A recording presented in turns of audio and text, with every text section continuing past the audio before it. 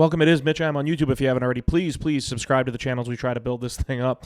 My voice is still recovering from the game on Sunday. A lot of frustration, a lot of anger, a lot of yelling as the Packers lost to the Bears. But you quickly turn the page. You don't have time to fret or dwell on that loss if you're the Packers. You're in the postseason. You're the 7-seeded Green Bay Packers, and you're traveling to Philadelphia on Sunday at 3:30 p.m. Central Standard Time to take on the 2-seeded Eagles. We're going to have videos throughout the week. This is not Packers-Eagles final thoughts.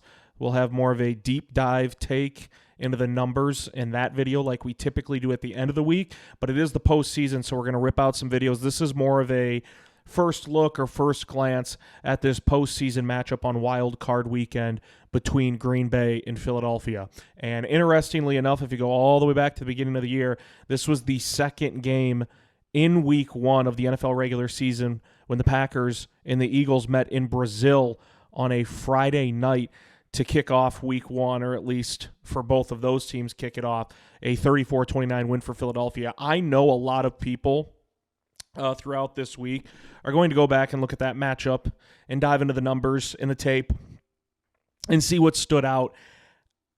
I put almost zero stock into the week 1 matchup. I really do. It's not the same Eagles team. It's not the same Packers team. If you want to use it as a reference point, for the kind of bulk of your videos and your content, like, go crazy. I can't tell people not to. I can't tell them it doesn't hold weight to do so. I personally just don't put much of any stock into that game. First off, you're going back to week 1. It wasn't a week 8, week 9 matchup. It was in Brazil on a Friday night. It was Philly's first game with their offensive coordinator, Kellen Moore, and its first game with defensive coordinator Vic Fangio. And for Green Bay, it was its first game with its new defensive coordinator at the time in Jeff Hafley. I think if there was more stability and more familiarity with the coaching staffs and the players, I maybe put a little bit more value into the week 1 matchup. But Philadelphia was turning it over to a new offensive coordinator and a new defensive coordinator. And those early games are a feel-out process to see what works, how much of the playbook the quarterback, Jalen Hurts, has grasped. And for Green Bay defensively with Jeff Hafley, you're changing your base defense look from what Joe Barry ran to what Jeff Hafley runs, and Vic Fangio, of course, taking over the defense in his first year as DC in Philadelphia. So there was so much turnover as far as scheme and who's running the show, who's at the controls for the offense and the defense for Philly and for the defense for Green Bay, that those early matchups, as early as it can get, it was the first game of the year for both teams.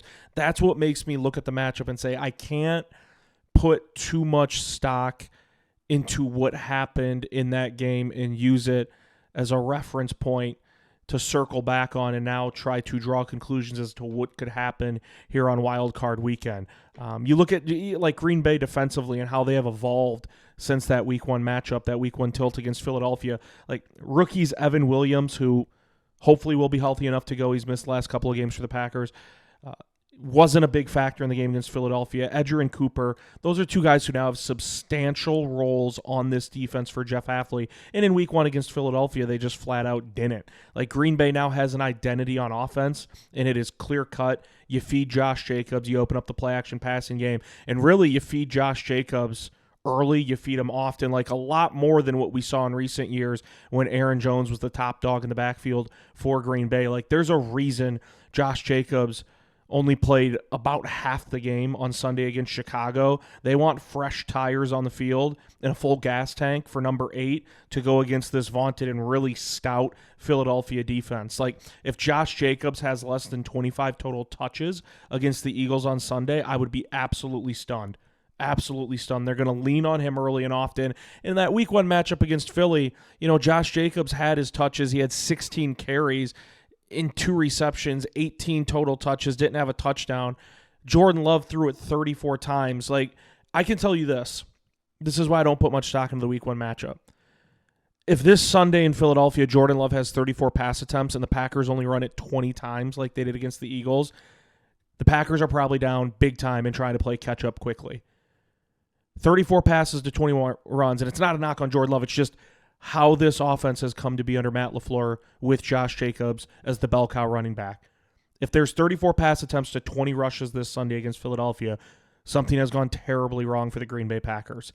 That's why I can't look back at week 1 and put too much value into it to try to determine and calculate what could happen on Sunday in the rematch in Philadelphia. And like I said, we'll have final thoughts later in the week where we do dive into some numbers, maybe not from week 1, but throughout the season for both of these teams. It is Mitch M on YouTube. Please subscribe if you haven't already. Always appreciate all the support. Packers, Eagles, a first look. I apologize for the voice. Man, I was yelling on Sunday at Lambeau. I was dumb enough to, I was dumb enough with my 4 tickets that I had to the game, one being for myself. I invited 3 of my best friends who are all Bears fans, and I was sandwiched between them. I was not on one of the ends. And so when Cairo Santos belted that 51-yarder as time expired, I, for a brief moment, was a part of their little celebratory mosh pit before I kind of wiggled my way out of it because I was not celebrating, and my voice is paying dearly for yelling at that game on Sunday. One item that concerns me, there's a couple, and this isn't a doom and gloom video. They're not going to be doom and gloom videos throughout the week, but you do need a reality check. I can't take the dose of Packer fans, or the dose from the Packer fans who still think everything is like roses and candy canes and, oh, they're just going to flip the switch in the playoffs. It's as simple as that, and they're going to go on a run. They could, but realistically, it's not going to be that easy for the Packers. And so one item that really concerns me is I was trying to think of who was the last team in the NFL postseason, playoffs of years past, who kind of stumbled into the playoffs and then made a deep run. And by deep run, I'm not saying won one game and then bowed out. I'm really trying to figure out, and that's why I asked you the question, and you can put it in the comments if you know, because I looked back at the last few years and then just kind of gave up. A team that, and I'm not talking about a team like Kansas City this year who went 15-1 and then rested everyone and got blown out by the Broncos. What was that, 38-0 or something? In a meaningless game for them in the final week of the regular season. I'm not talking about a team like that who lost its regular season finale and then went into the playoffs and coasted throughout, like Kansas City. I don't think they're going to coast this year, but if they were to do that, like, I'm looking at a team that, for the most part, played its guys, tripped up over its own feet a couple of times in its last 2 regular season games. Green Bay comes in losers of 2 straight to division rivals in Minnesota and Chicago. And I know they played a lot of their backups in that game against Chicago as the game carried on. They still lost, and they lost in heartbreaking fashion, and it does sort of wipe away any sort of momentum I think they could have carried into this contest against Philadelphia. And I know it's a blank slate and it's a clean page and, whatever phrasing you want to use. But I had a hard time finding a team that really had, I think, as many questions as Green Bay has entering this game. And it also lost a couple going into the postseason. Like, look at the opponent this Sunday in the Philadelphia Eagles. The Eagles came out of the gates last season red hot, on fire, scorching hot. And then I think it was 4 or 5 that Philadelphia lost down the stretch. They lost 4 or 5 games going into the playoffs, still made it, and then just got trounced by Baker Mayfield and the Tampa Bay Buccaneers. 32-9 was the final score last year on Wildcard weekend for Nick Sirianni's squad. Again, a team that it's not as drastic, not that bad for Green Bay. They've lost 2 straight, rested some guys against Chicago. I get that. Philadelphia lost 4 of 5. I can't remember if they rested guys in the regular season finale or if they had something to play for last year, but then went into Tampa Bay on Wildcard weekend. It was no contest. They lost 32-9. They looked lost. The offense was terrible. The defense couldn't keep up because the offense couldn't stay on the field. They were exhausted for the Eagles, and that lost to Tampa Bay. And so I have a hard time finding a team that is kind of in the Packers spot where we still have like legitimate questions that need answers, and you go through 17 regular season games, an 18-week schedule in the National Football League that started all the way back in early September, and they still have a good amount of questions that have yet to be solved, like riddles that don't have an answer for Green Bay, and you've lost 2 straight. It's possible, it can happen that they can go on a run, but there's no, at least when I went and looked, there's no recent history reference to point at and say, look what this team did after sort of stumbling a little bit into the postseason. And so I do have a worry from that perspective. And again, it's not to the level of Philadelphia last year when they lost 4 of 5. I think there were levels of turmoil like really brewing for the Eagles in that locker room. I think there were quite a few people surprised that Nick Sirianni retained his job in that post heading into this season. I think if they would have let Sirianni go at the end of last year when they lost that playoff game to Tampa Bay, that it wouldn't have been a shocker to a lot of people, but they brought him back. Philadelphia, incredible regular season. And yeah, they're kind of flying high into this one. For Green Bay, losing 2 in a row entering the playoffs, you lose Christian Watson and the rest of the way, and that was just a brutal, gruesome non-contact injury. That's your guy who stretches the field and has really developed an incredible route tree this year to become more than just a deep threat. You bottle all that together or bundle it all up, there's not a lot of good juju that the Packers are rolling into the postseason with. I thought last year, the second half, Jordan Love figured it out. He solved the puzzle. He solved the Rubik's Cube. They were rolling into the postseason, and then they absolutely hammered the Dallas Cowboys. Had every opportunity to beat San Francisco, led most of the game. This year feels different. There's still a lot of questions I have with the passing game entering this one against the Eagles, and it just feels different. And I think, they're gonna have to rise up to the occasion, and it's gonna have to happen internally. That locker room, someone's going to have to speak up. I know Matt LaFleur said at his presser Sunday after the loss to the Bears, there were plenty of words spoken in the locker room. I think the guys will be able to turn a page and be ready. And that's coach speak. He's not going to come out and say, wow, this is a disaster. Things are falling apart. Everything's crumbling. The sky is falling. Matt LaFleur's not going to say that. No head coach is going to say that. But I hope it's true. I hope there was validity in those statements from Matt LaFleur that guys in the locker room are speaking up, and they're trying to turn that page quickly because they can't really hang their hat on a whole hell of a lot of good things based on how things transpired these last 2 weeks, losing to both Minnesota and Chicago. Mitch, I'm on YouTube. Please subscribe if you haven't already. We are working hard to build this channel up. At some point, we're going to start doing more live streams of games with play-by-play. Right now, just sort of a slowly but surely building it up process.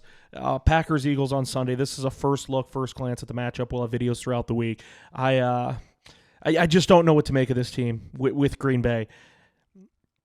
They can beat the Eagles. I truly believe they can beat anyone. You look at some of the losses, and man, something that Matt LaFleur says at nauseum is, it's a razor-thin margin of error in this league. And you look at some of Green Bay's losses, and that holds true.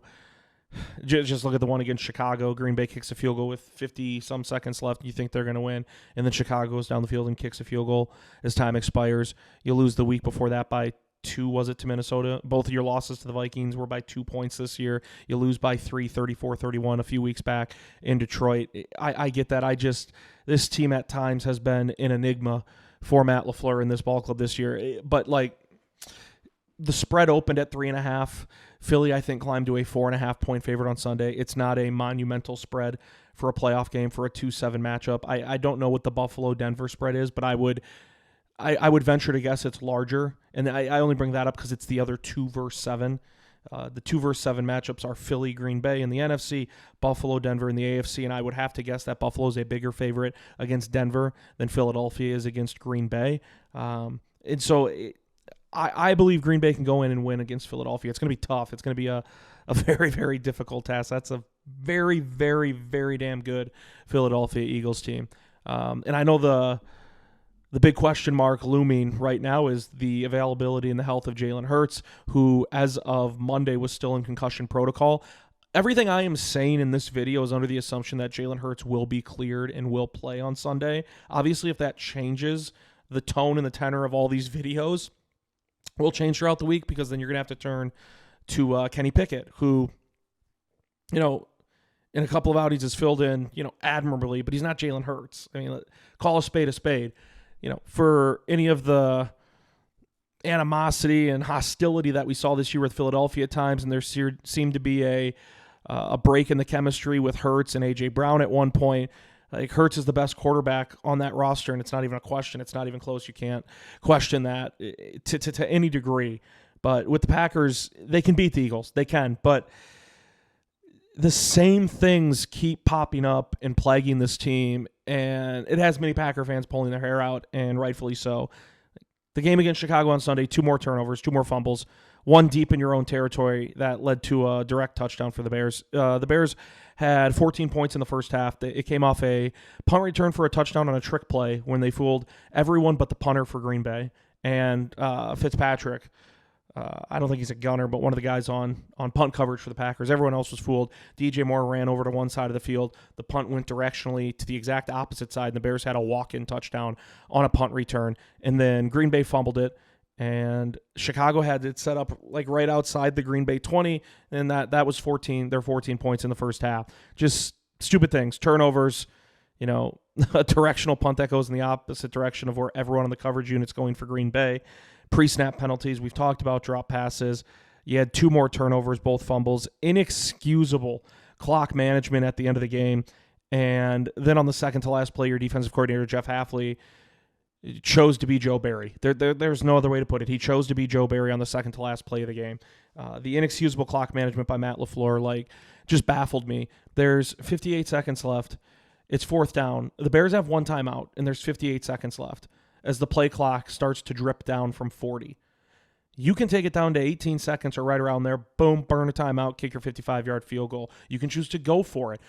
But before that on 3rd down, when they broke the huddle and decided what they were going to do on 3rd down, you have to know what you're doing on 4th down. This is not rocket science. This is coaching 101. And Green Bay took a timeout right away. And Matt LaFleur explained in his postgame press conference, he said, that was on me. That was my mistake. He said he thought they were going to go for it. After some deliberation on the sideline, they decided to send McManus out, who, my God, has he been incredible for the Green Bay Packers. Re-sign him, give him a long-term extension at kicker. That problem, that headache has been solved. Brandon McManus is your kicker for the future. And in very, very cold weather temps, freezing weather, you're kicking a rock, you're kicking a boulder. He hammers a low-line drive 55-yarder through to put Green Bay up. But we all know what happened after that. The Bears had 1 timeout, 58 seconds. They went down the field and scored a field goal, or kicked a field goal, I should say, to win the game against Green Bay. And so if you're Matt LaFleur in that situation, there's 58 seconds left. You have to know what you're doing beforehand. You're playing the Bears, who have had levels of incompetence that have been unseen in the NFL when it comes to late game clock management in multiple games this year. The one that sticks out to everyone is the Thanksgiving game in Detroit, which ultimately cost Matt Eberflus his job. The Bears are the team that have incompetence stamped on their forehead, not Green Bay. Green Bay had won 11 in a row entering the game Sunday against Chicago, not vice versa. And yet when it came to big moments in the last 60 seconds of that game, it was the Packers who looked like Chicago, and Chicago who looked like Green Bay, when it's been the Packers who have dominated the Bears for over 5 years now. Green Bay flipped the script in a bad way. If you're Matt LaFleur, you take the timeout, you go for it, fine. But otherwise, let the clock waste down, then kick your field goal. You just have to know what you're doing beforehand. It made no sense. If you don't want to take the timeout too, and Chicago's thinking, well, we got to take it to get the ball back if they kick the field goal or go for it, then make them take their last timeout.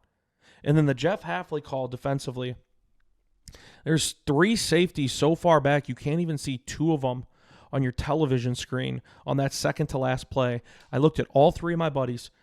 Green Bay showed pressure. I don't know if they were showing blitz, but they were up at the line in your face on that 3rd down on the second to last play for Chicago, a team that has struggled to protect Caleb Williams. He's the most sacked quarterback in the National Football League, a wide receiver group that on paper was supposed to be really good this year, and just they've had moments, but they haven't had consistency, and a lot of that's because the offensive line and Caleb hasn't had time, so on and so forth. It's a big old domino effect in Chicago.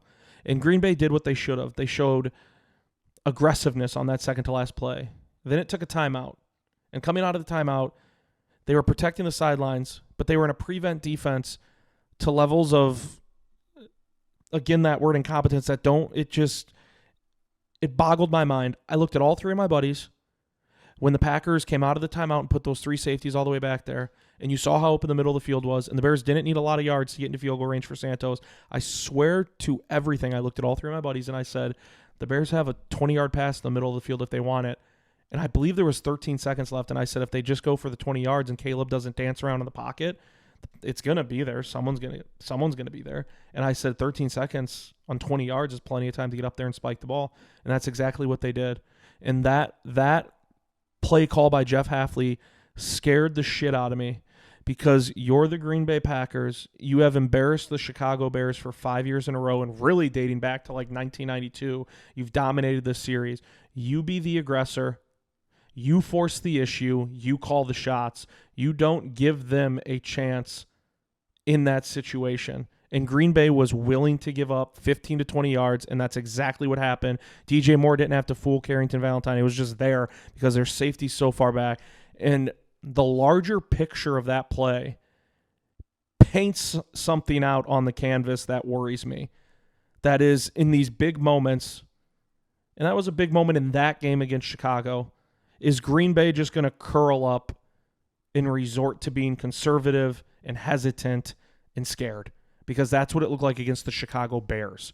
And if it looks like that against the Chicago Bears in arguably the biggest moment of that game, the second to last play when Chicago still wasn't in field goal range, what the hell is it going to look like against Philadelphia? You have to empty the clip. You have to if you're Green Bay. And that one call by Jeff Hafley, who I think has been tremendous for most of the season as the defensive coordinator for the Packers, and I hope I'm wrong, it just made me think of all the times in years past when Packers defenses have been hesitant, have been not aggressive, have been shy to really try to put their foot down in the grass and take a stand, make a moment. And I could not believe they did that again against Chicago, because we had seen it in playoff games against San Francisco in years past. We have seen it in other playoff games for Green Bay. We've seen it in big moments during the regular season with its defenses. I thought it was different under Hafley. I hope this was a one-off, because that was incredibly disappointing, what they did against Chicago defensively on that second to last play. And it's an eye roller to say this, but it's so true. Oftentimes this year with the Packers, when they lose, they're beating the hell out of themselves. I know it's a throwaway line. How many times in these videos, though, throughout the season have you heard me say they can't get out of their own way? I was over and over again. They cannot get out of their own way.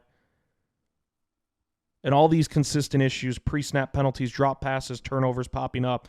If you haven't figured it out in the course of 18 weeks and 17 games, are you really going to figure it out in the postseason when you're going to be on the road for as many games as you have a pulse for against top-tier competition? It's possible. It just feels unlikely. It feels unlikely. Mitch, I am on YouTube. Please subscribe if you haven't already. Eagles on the flip side. One super intriguing thing to remember with this, I hinted at it. Like, this will be, assuming he's cleared to play, this will be Jalen Hurts' first time putting on the pads and the helmet in like 22 days, I think it was. Like, you're talking about almost a month where Jalen Hurts has not played in a football game and he's coming back from a concussion. Is there going to be rust? Like, what does that look like? Are they going to come out and just feed and feature Saquon Barkley because they want to ease Jalen Hurts back into it? Or will they do that because Saquon's the NFL Offensive Player of the Year for a reason and quite possibly could have broken Eric Dickerson's single-season rushing record if he would have played in the regular season finale against the New York Giants on Sunday? They chose to hold him out, and that's a different topic for a different day, obviously. But assuming Jalen Hurts is cleared to play, what does he look like after over 3 weeks being sidelined with this concussion? It does factor in. That absolutely matters. And I know a lot of people can say, well, his body should feel good because he hasn't been taking the hits, because he's a very mobile quarterback. He had 13 rushes for 33 yards back in that week 1 tilt against Green Bay. The Packers did a great job of keeping him in the pocket, not letting Hurts' legs beat them. And so one side of it, you're like, hey, he's fresh. He should be ready to go. His body should feel good. You know, the concussion is the worry, obviously. But physically, like, he should feel rested and ready to go as long as he's cleared. But the other side of that is, man, that's a long time to go without playing and then not have, like, a tune-up or one more regular season game to squeeze in even a couple of quarters like this past Sunday if he would have been cleared. Instead, it's, hey, your first action back after missing over 3 weeks, a playoff game, do or die, win or go home, however you want to slice up the pie. With the phrasing on that. And so that does matter, and I'm very curious. They're very fortunate, and their front office was brilliant for going out and getting Saquon Barkley, because let's say Hurts never got the concussion and had played these last few weeks, you're probably featuring Saquon anyways, right? Like, 2-6 has been a monster for Philadelphia all season long. Now you probably lean on him at least earlier in the game even more, because I would imagine you want to ease Hurts into things instead of just instantly having him try to fling the pill all across the field. So I'm very curious to see how that looks. And Saquon scares the hell out of you if you're a Packers fan. You're delusional if you think otherwise. But I will say, the Packers' run defense has been pretty damn good this year. It really has. And the problem is Saquon's a different animal. He's on a completely different tier. Ran for over 100 yards, 2 rushing touchdowns back in week 1 in Brazil. He shredded the Packers. Again, though, I don't put too much stock into that matchup for a variety of reasons. And I believe this run defense is a lot better, and if nothing else, a lot more confident than they were entering week 1 in Brazil, because they've proven it over the course of the season. Green Bay's run defense has been a problem that's popped up on the radar throughout the years. The last, whatever you want to say, 10, 12, 15. I always think about that Kaepernick playoff game and another one against San Francisco that took place in Green Bay. There's just multiple instances where Green Bay's gotten run all over in big situations on the biggest stage. I think this run defense has a lot of confidence coming into this game, whereas in week 1, sure, you wanted to believe it with Jeff Hafley taking over as defensive coordinator, but now they've gone out and proven it, and they've seen it themselves. And so I have confidence in this run defense, but Saquon, that's cream of the crop type stuff.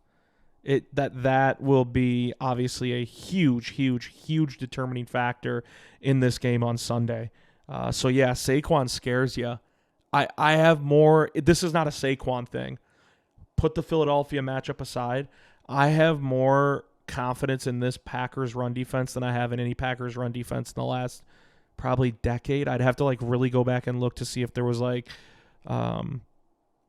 year where they really stepped up to the plate and delivered. But I always had worries going to the postseason that it would revert back to what it's been for the Packers. I do trust this run defense.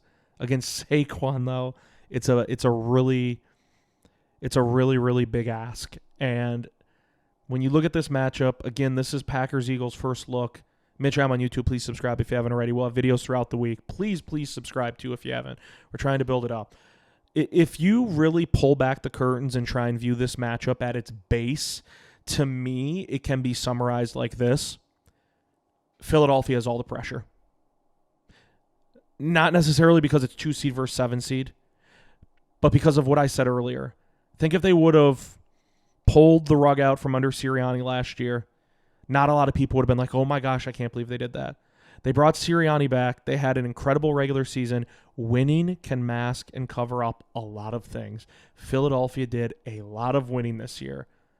But behind the scenes, based off reports and stories, it's not all chummy and great vibes with Sirianni. And it just doesn't. I look at the Lions and I'm like, oh my God. Everyone's buying into Dan Campbell's message. This dude is a motivator beyond belief. That whole roster listens to every word he says. I listen to Kevin O'Connell. I'm like, that team plays their ass off for Kevin O'Connell. There's a level of respect, I'm sure, between the Eagles and Sirianni, and then vice versa. But it's winning can cure a lot and hide a lot of those issues. If you believe in the reporting and the sourcing of a lot of these journalists who have covered the Eagles throughout the years and this year, it doesn't sound all great still with the Eagles. And I think because of that, there is a lot of pressure on Sirianni and this team to deliver right now. This team has Super Bowl expectations. So when you look at this matchup at its base, I look at Philadelphia and I'm like, they have all the pressure in the world. They truly do. And this is a big postseason, specifically for Nick Sirianni. On the flip side for Green Bay, they went from just a couple of weeks ago, everyone nationally, I'm talking Rich Eisenshow, Dan Orlovsky, and others on NFL Live on ESPN, Colin Cowherd on his show, I think it's still called The Herd. All of them were saying Green Bay is the team you don't want to play. Oh my gosh, Green Bay can really make a run. That you don't want to see the Packers in the playoffs. That was just 3 weeks ago. Green Bay went from you don't want to play this team in the postseason to can they even hang with the Eagles? Can they try to sneak out a win after 2 losses going into the postseason, losing Christian Watson for the year, losing Jair Alexander, we now know, who is also out for the year? Questions still about the availability of Quay Walker, Evan Williams, and others for the Packers. Just a couple of weeks changed that narrative for Green Bay in its entirety, which is kind of jarring, but that's where we're at. It's just vastly different. But Green Bay, in my opinion, doesn't have near the amount of weight on its shoulders in this one compared to the Eagles. And I think that's a good thing for the Packers. You know, there's going to be critics and naysayers if they get blown out by Philadelphia. And there's going to be plenty of head scratching if they come out and lay an egg in this one against the Eagles. But I think all the pressure is squarely on Philadelphia in this one. Green Bay can't come out willy-nilly thinking that, like, we got nothing to lose. No one expects us to win. People still expect, there's a pocket of people that still think and expect Green Bay to get the job done in this game. And that's a very, very small minority, I would say. The pressure is squarely on Philadelphia. And we'll have to see. It is a fascinating one, a rematch from week 1, what we saw in Brazil. We'll have videos throughout the week. It is Mitch M on YouTube. I'll say it one more time. Please click the subscribe button. We'll see you next time.